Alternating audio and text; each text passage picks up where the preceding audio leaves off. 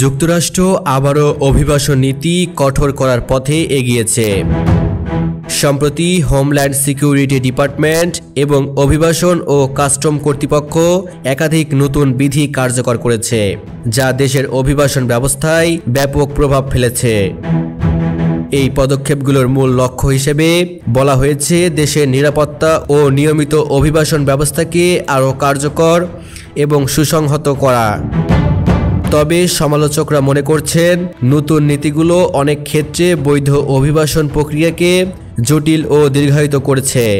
নতুন নীতির মধ্যে রয়েছে শরণার্থী ও আশ্রয় প্রার্থীদের আবেদন প্রক্রিয়ায় কঠোরতা আরোপ, সীমিত ভিসা অনুমোদন এবং প্রার্থীদের নিরাপত্তা যাচাই প্রক্রিয়ায় অতিরিক্ত স্তর সংযোজন।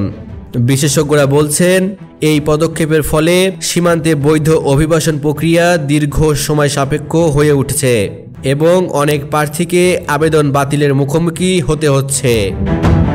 বিভিন্ন মানবাধিকার ও অভিবাসন সংস্থা যুক্তরাষ্ট্রকে সতর্ক করছে, এই ধরনের নীতি আন্তর্জাতিক শরণার্থী চুক্তি, মানবাধিকার নীতি এবং আঞ্চলিক কূটনীতির সঙ্গে সাংঘর্ষিক হতে পারে।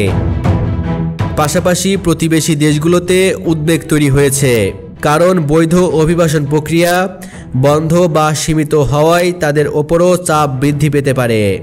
অর্থনৈতিক ক্ষেত্রে অভিবাসীদের অভাবের ফলে শ্রম বাজারে ফাঁক তৈরি হতে পারে এবং বিশেষ করে কৃষি প্রযুক্তি ও সেবা খাতে প্রভাব পড়তে পারে।